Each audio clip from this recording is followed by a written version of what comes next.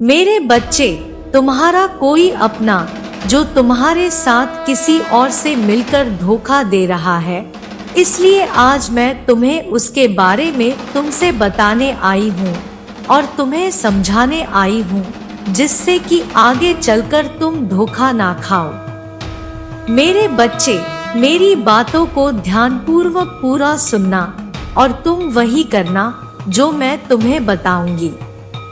मेरे बच्चे, किसी के तुम्हारे बहुत करीब रहने पर उसे तुम्हारे अंदर की गतिविधियों का ज्ञान होता है, क्योंकि जब कोई भी तुम्हारे संपर्क में आता है या तुम किसी के संपर्क में आते हो तो आपसी तालमेल से कई बार तुम किसी और से सुझाव भी लेते हो और अपने मन की बातें कहते हो। ऐसे में सामने वाले को तुम्हारी बातें सब पता चल जाती है और उसकी बातें भले ही तुम्हें ना पता चले, लेकिन बहुत प्रभाव पड़ता है तुम्हारे जीवन में। मेरे बच्चे, यदि एक गलत आदमी भी तुम्हारे करीब है तो वह तुम्हारे सारे कार्य पर अमल नहीं करता, बल्कि एक गलत नजर रखता है, एक ऐसी में नजर जो केवल नकारात्मक ऊर्जा से भरी हुई है। ऐसा व्यक्ति केवल कार्य को बिगड़ने में है ज्यादा शक्ति लगता है। ऐसे हृदय की भावना जिसको किसी का अच्छा होने पर बहुत कष्ट होता है।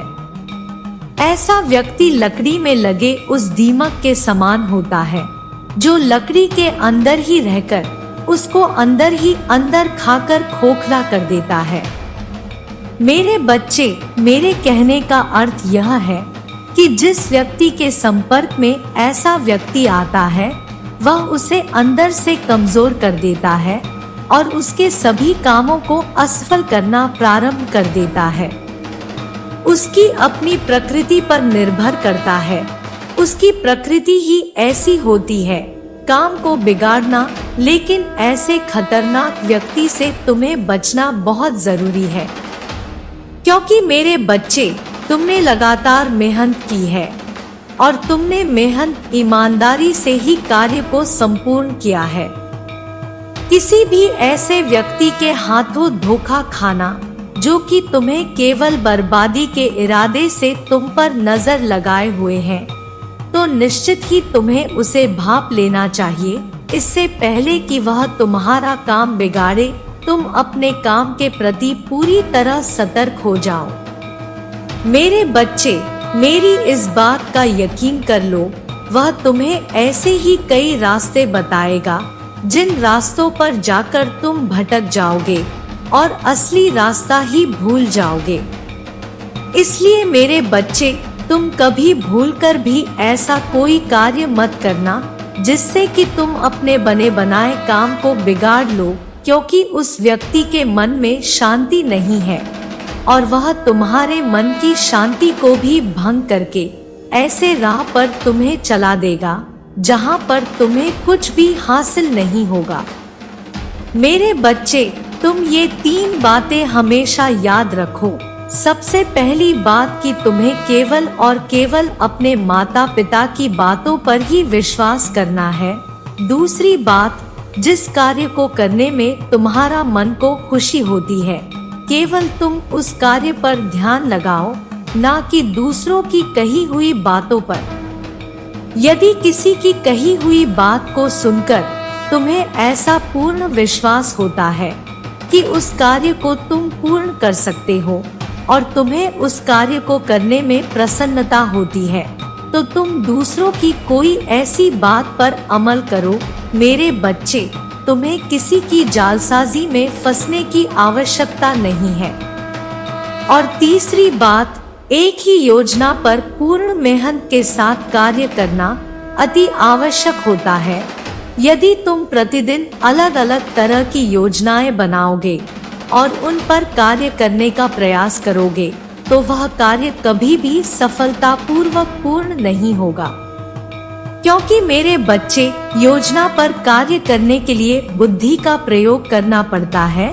अलग अलग कार्य के लिए अलग अलग बुद्धि के बल का प्रयोग करके बुद्धि बिखर कर रह जाती है, पूर्ण रूप से कार्य नहीं कर पाती। मेरे बच्चे, तुम आलस करते हो, काम नहीं करते, या तुम कर्म करते हो तो तुम्हें उस कर्म में खुशी प्राप्त नहीं होती, या तुम सच्चाई ईमानदारी के पथ पर चलते हुए कार्य नहीं करते, तो मेरे बच्चे निश्चित ही तुम उस कार्य को करने में सफल नहीं हो पाओगे। इसलिए हमेशा ध्यान रखो कि तुम्हारे करीब जो व्यक्ति है वह कहीं तुमको भटक तो नहीं रहा, उसकी बातों को जानने की कोशिश करो, तुम्हारा कल्याण हो। मेरे बच्चे, यदि तुम्हें मेरा यह संदेश प्राप्त हुआ है तो मेरी बातों को ध्यान पूर्वक सुनो, क्योंकि तुम्हें मेरी यह बात जानना बहुत ही जरूरी है। इसलिए तुम मेरी बताई हुई बातों को ध्यान पूर्वक सुनना, क्योंकि ध्यान से सुनना तुम्हारे लिए अत्यंत आवश्यक है। तभी तुम्हें मेरी बताई हुई बातें समझ में आएगी कि इन बातों को समझना क्यों जरूरी है। इसलिए मेरे बच्चे, तुमको यह समझना बहुत जरूरी है।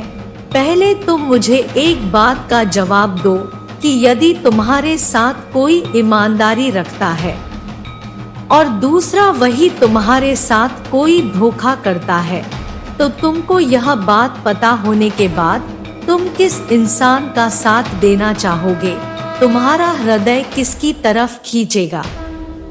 जिस प्रकार सही के साथ रहता है और गलत व्यक्ति की संगति में रहता है, यदि गलत की संगति में आ जाए तो वह या तो सही व्यक्ति जैसा गलत व्यक्ति बन जाएगा, या गलत जैसा सही व्यक्ति उसके संगति में गलत बन जाएगा।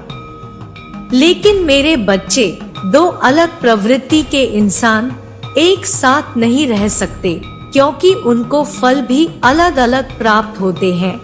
इसलिए सबसे पहला कार्य तो तुम यह करो कि यदि तुम इस समय गलत संगति में हो तो तुरंत ही वह संगति छोड़ दो, और यदि तुम खुद पर विचार करके देखो तुम कोई गलत कार्य कर रहे हो तो उसे बंद कर दो।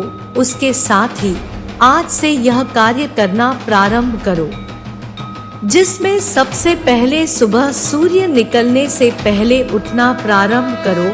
यदि तुम सूर्य को निकालने के पश्चात उठते हो तो यह आदत आज से छोड़ दो, और सुबह जल्दी उठकर तुम स्नान करो और एकाग्र में बैठकर तुम किसी भी अपने इष्ट देवता का स्मरण करते हुए अपने मन को शांत वातावरण में एकाग्र करना शुरू करो। क्योंकि मेरे बच्चे, यह एकाग्र की शक्ति तुम्हारे लिए बहुत जरूरी है। किसी भी काम को करने के लिए एकाग्र मन होना जरूरी है। किसी भी मंजिल को प्राप्त करने के लिए एकाग्र होना जरूरी है। एकाग्र मन से शांति और सुख का अनुभव होगा और तुम्हारे हृदय में शांति उत्पन्न होगी, तो इसके साथ ही तुम्हारा हृदय में सकारात्मक ऊर्जा भी विराजमान रहती है। मेरे बच्चे, सकारात्मक ऊर्जा ही तुम्हारे जीवन की जो प्रारंभ से लेकर संध्या काल तक की दिनचर्या है, उससे एक ऐसी शक्ति उत्पन्न होती है। तुम्हारे हाथों से सब अच्छे कार्य होंगे, तुम्हारे हाथों से सब सही कार्य होंगे, तुम्हारा जीवन भी अच्छे से उन्नति की ओर अग्रसर होगा। मेरे बच्चे, इसके साथ ही तुमको यह बात कभी नहीं भूलनी चाहिए, जीवन में जब भी तुम्हारे लिए समस्याएं उत्पन्न होती है तो तुम किसी न किसी गलती के कारण ही उन समस्याओं को उत्पन्न कर लेते हो, या तो तुम्हारी कोई भी गलत कार्य की वजह से यह हो सकता है। तुम्हारा कोई ऐसा कार्य जो किसी देवता को रुष्ट कर रहा हो, यदि तुम अनजाने में ही किसी का अपमान कर रहे हो तो तुम्हें उसका पाप न तो तुम्हें कभी लगता है और न ही उसका दंड तुम्हें कभी भुगतना पड़ता है, क्योंकि मेरे बच्चे, उसका पाप होता ही नहीं है। लेकिन यदि तुम जानबूझकर किसी देवता का अपमान कर रहे हो या जानबूझकर किसी देवता के विरुद्ध कार्य कर रहे हो तो उसकी गलती की सजा तुम्हें समस्याओं के रूप में प्राप्त होती है। मेरे बच्चे, यदि तुम्हारे जीवन में ऐसा हो रहा है तो निश्चित ही तुम उस पर ध्यान रखो और ध्यान से अपनी गलतियों को सुधारने का प्रयास करो। जैसे ही तुम अपने कार्य में परिवर्तन लेकर आओगे, वैसे ही आने वाले समय में अपने आप सुधार होता चला जाएगा और तुम्हें स्वयं दिखाई देगा कि तुम्हारा समय परिवर्तन हो रहा है। जो समस्या है वह धीरे धीरे करके समाप्त होने लगेंगी और तुम्हें यह अनुभव होगा कि यह तुम्हारे कर्मों में परिवर्तन के कारण हुआ है। मेरे बच्चे, यदि इस बात को विश्वास रखकर अपना काम करना प्रारंभ करोगे तो जीत निश्चित होगी। मेरे बच्चे, तुम हंसते तो सबके सामने हो, लेकिन रोते केवल मेरे सामने हो। तुम किसी को अपने आंसू दिखाकर कष्ट नहीं देना चाहते। मेरे बच्चे, मैं जानती हूँ, परंतु मुझसे तो कुछ भी छिपा नहीं है। तुम तो यह जानते हो, भले ही इंसान को कष्ट का सामना करना पड़ता है, क्योंकि एक अच्छा इंसान ही अपने साथ साथ दूसरों की तकलीफ को समझ पाता है और उनकी सहायता करता है, उनका साथ देता है। मेरे बच्चे, कष्ट वह चीज है जो इंसान को निखार देता है। जब तक किसी को कष्ट नहीं मिलता, तब तक कोई भी व्यक्ति सत्य को समझ ही नहीं पाता। यह तुम भी भली भांति जानते हो और इसे समझते हो। इसलिए मेरे बच्चे, मैं आज स्वयं आई हूँ तुम्हें यह बताने कि अपने आप को इतना अभागा मत समझो। मैंने तुम्हें यह कष्ट तुम्हारे चेतना को जागृत करने के लिए दिया है, मेरे शरण में आने के लिए दिया है।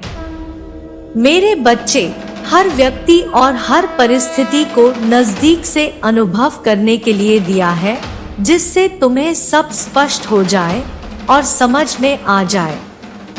मेरे बच्चे, तुम्हें किसी के साथ अपनी तुलना करने की कोई आवश्यकता नहीं है, क्योंकि तुम्हारी परिस्थितियों को, तुम्हारी परेशानियों को तुमने एहसास किया है।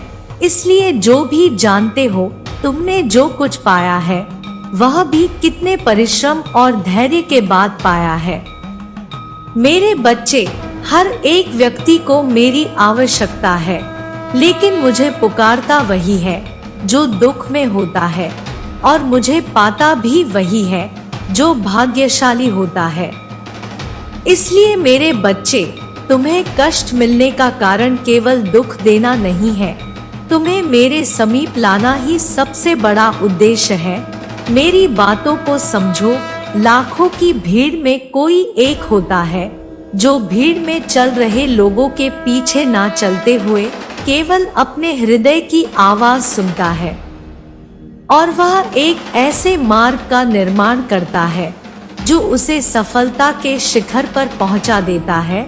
मैं यही चाहती हूँ कि तुम उन भीड़ में ना रहो, तुम सबसे अलग हो। इसलिए मेरे बच्चे, तुम अपनी तुलना दूसरों से ना करो। कभी कभी जीवन में जो घटित हो रहा होता है, जो दिख रहा है, वही सच हो, यह आवश्यक नहीं। इसके पीछे कहीं ना कहीं तुम्हारी भलाई छुपी होती है। मेरे बच्चे, मेरी यह बात हमेशा याद रखना, तुम दिव्य हो। भले ही तुम अपने आप की भूल के कारण अपनी दिव्यता भूल जाते हो और भीड़ में कहीं खो जाते हो, लेकिन मेरे बच्चे, मैं जानती हूँ तुम स्वयं के मार्ग का निर्माण स्वयं ही करोगे। तुम्हारे साथ जो हुआ है वह तुम्हारी चेतना को जागृत करने के लिए हुआ। तुम इस दुनिया को स्पष्ट रूप से समझ सको। जैसे जैसे समय व्यतीत होगा, सब समझ आ जाएगा, तुम्हारा कल्याण हो। मेरे बच्चे, मेरा यह रूप जितना भयानक है, उतना ही दयालु और कृपालु है। अगर कोई व्यक्ति अपने शत्रु के किए प्रहार से पीड़ित है या उस पर किसी ने तंत्र मंत्र का प्रयोग किया है, तो मेरे दर्शन मात्र से उसके सारे कष्टों का अंत हो जाता है। मेरे बच्चे, मैं आज तुम्हारे उन्हीं शत्रुओं का नाश करके तुम्हारे जीवन से नकारात्मकता को खत्म करके तुम्हें सुख और समृद्धि देने आई हूँ। मेरे बच्चे, जो व्यक्ति आज के दिन मेरी साधना करके मेरी कृपा प्राप्त करता है, उसका बड़े से बड़ा शत्रु घुटने टेक देता है और बड़ी से बड़ी साधना तंत्र विद्या असफल हो जाती है। इसलिए मेरे बच्चे, आज रात सोने से पहले मेरी यह पूजा जरूर करना। मेरी साधारण सी साधना से तुम्हारे जीवन में बहुत बड़े चमत्कार होंगे और तुम्हें हमेशा के लिए तुम्हारे शत्रुओं से मुक्ति मिल जाएगी। मेरे बच्चे, मेरा और तुम्हारा रिश्ता और भी गहरा हो जाएगा और तुम आज के बाद कभी खुद को अकेला नहीं पाओगे। हर पल हर कदम पर तुम्हें मेरे साथ होने का एहसास होगा। मेरे बच्चे, जिन खुशियों से तुम्हें अब तक वंचित रखा गया, वह सब कुछ तुम्हें मिलेगा। मैं तुम्हें इस अंधेरे से और नकारात्मक लोगों की ऊर्जा से बहुत दूर ले जाऊंगी। इसलिए मेरे बच्चे, आज रात मेरी साधना और मुझे प्रार्थना करके ही सोना। साफ सुथरा होकर स्वच्छ कपड़े पहनकर मेरे सामने घी या तिल का दीपक जलाकर मुझे गुड़ या गुड़ से बनी वस्तुओं का भोग लगाना। मेरे बच्चे, उसके बाद 2 पन्ने लेना।